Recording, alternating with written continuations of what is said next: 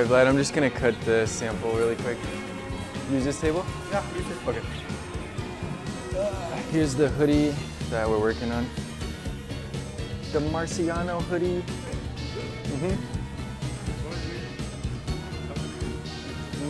It's okay, but right now we're working on it. Or just work from home. Yeah. Take this roll.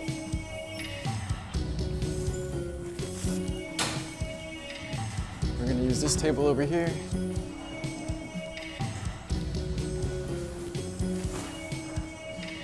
Super sharp blade. I'm gonna be super careful with it. Let's go grab the rib.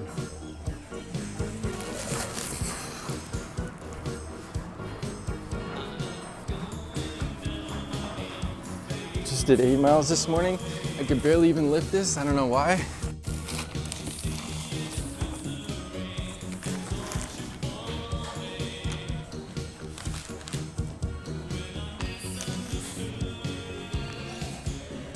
Okay.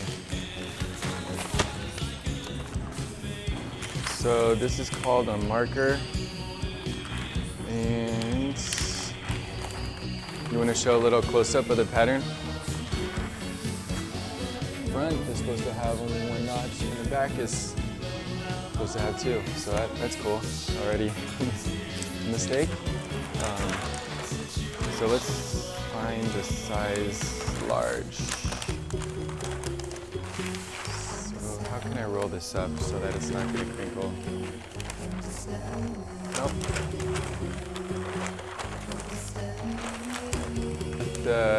The way the marker is laid out, it's each size 1 by 1 by 1 by 1. So I laid it out, so when you don't really know the cut numbers, because you don't get the numbers like right away, it's a lot easier just to lay the marker out size by size by size. So when you're trying to do an order for somebody and they don't give you the numbers on time, you know who I'm talking about. I'm not going to mention any names.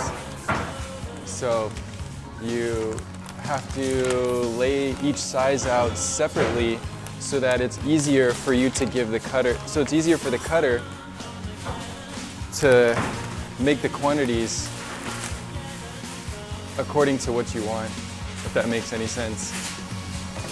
Otherwise, you could do a mixed marker where like you can mix the sizes together based on the numbers. We're gonna break them. This is called breaking the marker, where you're just cutting a size out of here. And before we do production on this, I gotta make sure that it's perfect because I'm not only making hoodies for myself, I'm making them for other people, which is always fun. You just hope that it goes according to plan, but there's things that you can put into place where it's gonna go according to plan. That's why you just need to be extra careful, over communicate, which has been a really popular word lately. Over communicate. Person who I learned from on how to cut gave me all the tips and tricks on how to cut samples. Actually, let's do that. Let's try that again. Let's roll this, keep it nice and pretty. Let's just say we're gonna stop it at that line right there. Beautiful fabric. So this fabric is called PFD. That's basically, that just means that it's gonna be over dyed. PFD stands prepare for dye. So, remember how we use that line as a marker? We're gonna cut according to that line.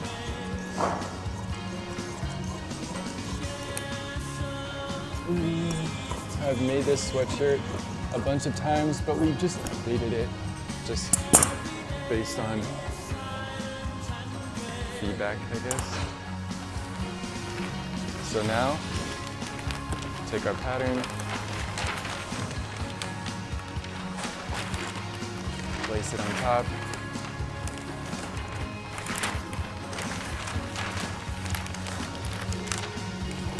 Should I look like really serious and pissed off right now? Just like kind of how other people do it in their videos? Or should I just keep it cool? All right. So, we need a weight. There's a weight over there. One weight, two weights.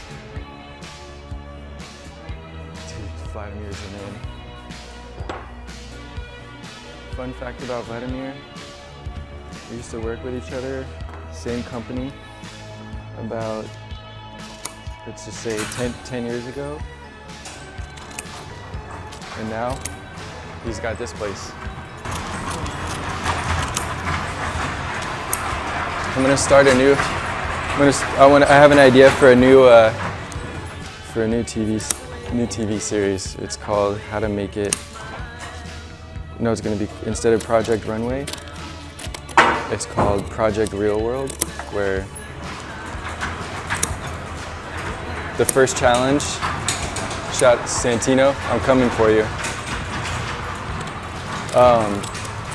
Project Real World, so first challenge is how to find fabrics. Instead of just like going to a store that has like every fabric you can think of.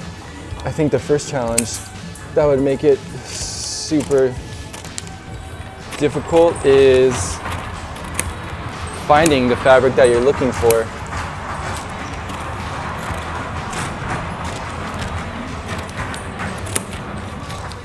Next challenge is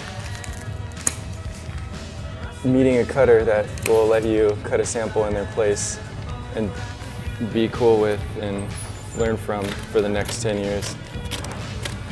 That's the next challenge. Okay, so you can cut these out all together like this, and then just piece by piece, just start separating it just by like following the line. So I'm just following the line here. So that's one hood. Project Real World. I'm telling you, it's gonna be a hit. How to make your clothing without any resources. The first challenge is like how to get resources. I think that's the biggest challenge right there. So we just cut the outer hood.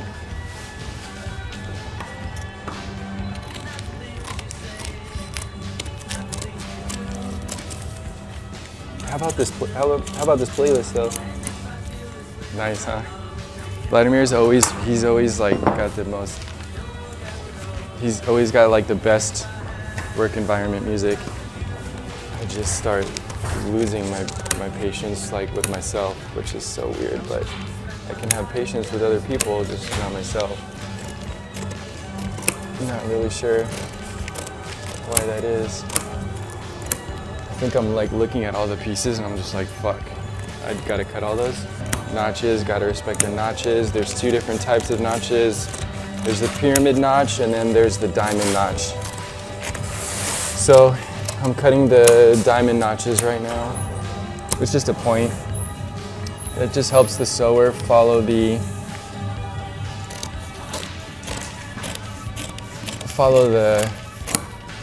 measurement when he's assembling the garment.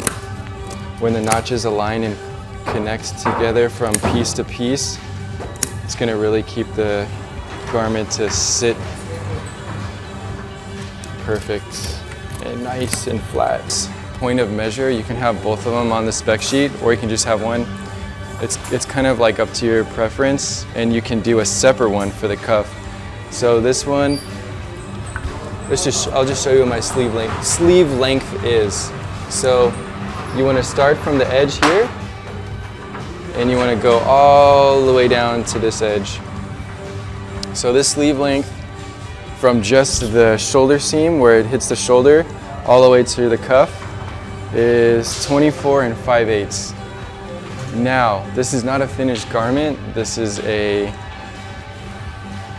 pattern, so you have to factor in the seam allowance, which is 1/4 from top to bottom, so that's a 1/2 inch. this garment right here. So this pattern has shrinkage in it. That means that when I put this in the wash, it shrinks. And it's called pre-production. So all of this work happens before you even run production on the garment. Pre-production is like the most labor-intensive part, it seems like. It's just never easy. Okay, so we have a finished garment. This has been dyed. It's been shrank already, like with the heat and the chemicals at the dye house. So let's see the sleeve measurement. Boom. Top of sleeve, okay, 21.5 inches, seam to seam. What was this again? Super simple. Top of the shoulder, right here, boom, line it up, go to the edge. See, 30 and 3/8 before wash, and that's to the waistband seam. If you want to get real tricky with it, I'm going to show you how to measure the front neck drop. So front neck drop goes from your high point shoulder on where the neck seam actually hits. So you do an invisible line at the top of the neck, just an invisible line, or you could use a clear ruler, but for this case I'm just using a weight. So you put your ruler straight up here, and you measure straight down to the seam. This line is going to be the seam. So this is 5 inches. That means from your high point shoulder to your neck, where the seam is here that meets the neckband, it's a 5-inch difference. You can always raise and lower that just depending on the garment. But this is pretty standard. It'll be a little bit lower once you join the two pieces together. So this is called the front neck drop, POM, point of measure. So let's just continue here. So I'm going to cut the side seam. So if you look at the pattern of the Marciano hoodie, it's a circle. It's not like your average hoodie that everybody makes. There's not look, it's literally supposed to be a circle. And you can only kind of really see that when you look at the pattern. That's why I made it.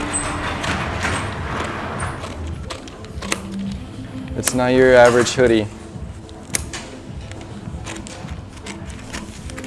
I don't want to be your average hooded sweatshirt. If the sweatshirt could talk, that's what it would say. All right, this is the center front. Center front of the garment gets the diamond notches. So that's where it meets the waistband. We're almost done, dude. I just have the pocket and the rib, and then we're seriously done, and I'm just overcutting this.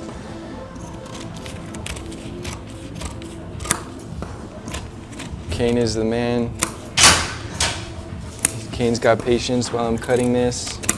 So I'm cutting the front armhole right now. Diamond notch in the front armhole. Back armhole gets pyramid notches because that is the back. I'm not a pattern maker, but this teaches you how to read a pattern. Don't get it twisted, I'm not making any patterns. Do not want to do that. But maybe I should learn how. I don't know.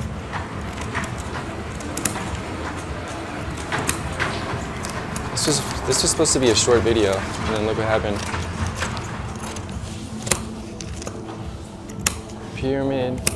Diamond, tripping. Look at this shoulder seam, how it almost angles down like a raglan. That's how you get tricky with it. If you look at this pattern right here, it looks like it's gonna be a raglan sweatshirt, but joke's on you. It's not going to be. That's where the experience comes in. It's not. Like, let me show you. Look at this. Look at this seam here, like it's a raglan. No, that's not a raglan. It stops in the middle of the armhole. This is the armhole here. Starts here, goes to here. The shoulder seam cuts all the way down to the armhole. So a traditional raglan would be stopping here, but I stopped it right in the armhole, so it's like almost one, but it's not. So, little fun fact for all you raglan fans out there.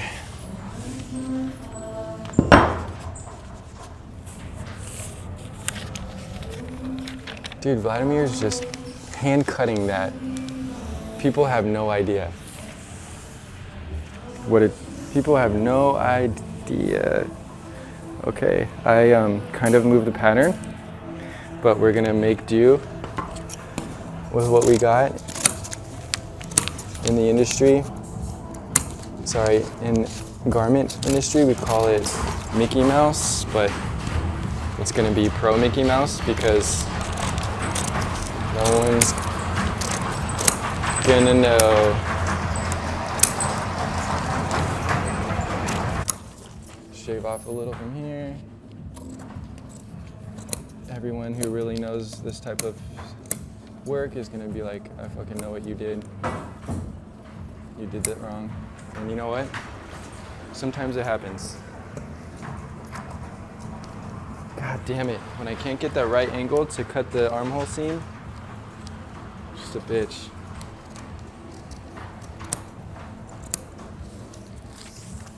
All right, that's the front. It's a circle. Does anybody know that? Look, it's a circle. All right, so how do you pick it up? Super easy. Boom, just like that, and stack it with the rest. I'm telling you, Project Runway. It's called Project Real Life. I think that show's gonna be a hit. Okay. Here's the rib. On the end of the roll is all your information. Usually, like if you want to read a roll, it's got, this roll is 37 pounds and it has 29 yards on it. This is the lot number. And it's a 1x1 rib, PFD, prepared for die. So all information usually sits on the end. Whew. All right. This one looks pretty good. This is a really nice rib, actually. I'm pumped. Kyle, what do you need? And I'm like, oh, what's up, so-and-so? I'm not gonna give out his real name. Doing good, just looking for some heavy rib for some sweatshirts that I'm making. He literally is like, I have it right here. Easy, that took less than 20 seconds to find this. Sometimes it could take days or weeks or whatever, but I literally just walked in there and he's like, oh, I have it right here. How many rolls do you need? Never happens. It doesn't happen all the time. So random. Okay. One cuff. Share the same passion, right? I'm just a person cutting fabric. Okay, so there's gotta be an easier way. Almost done, finally. It's got the edge. Perfect. Let's do this. Last part, home stretch. It's not a marathon. I mean, it's not a sprint. It's a marathon. See, my little running joke. It's a running joke. No pun intended. Perfect. Cain, you probably think I'm crazy, dude. This is not fun after a while. Okay, trash. I'm done. You could do this and just swag out the ruler tape. Easy, right? I think there should be a challenge where, in that, the show I'm talking about, the challenge where not only do you have to cut the sample, then you should literally, the challenge will be cutting a sample, and then you have to go sit and talk to the client and negotiate on how much they want to pay you for it. That would be a real challenge. I think that would be cool. And then you have to explain why. That's challenge number 3. I think Project Runway has got a new competitor. It's called Project Real World. But I know that name's already taken. Okay, is this my marker? Yeah, this is mine. Combined. Dude, see what we just did here today? We just met up, had coffee, you filmed me cutting a sample. We got an idea for a new TV show. Bro, we're chilling. Could be a YouTube series. Tim Blanks, hit me up. I'll answer the phone.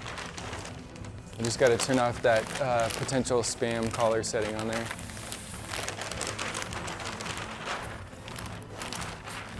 So that I could answer.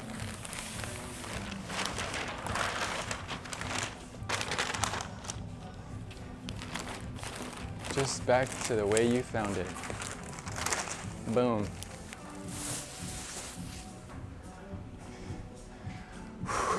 It's a workout.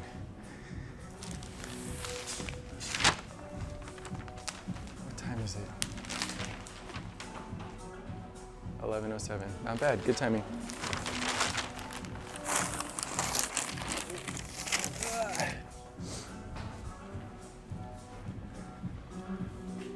Pink sign, pink fabric.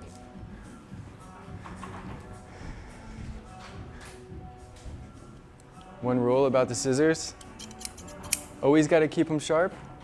If they fall on the ground, you're fired. That's a no-no. Don't let the scissors hit the floor. Once those scissors hit the floor, they damage the blade. And they're not cheap. Extra fabric, remember that what I was telling you got to save a little bit for the sewer. That goes with the sample.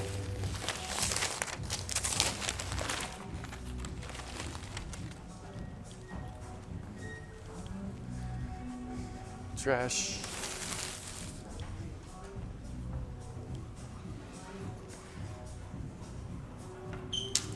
Trash. Hanger. Hanger with the sample so that it could stay hung up.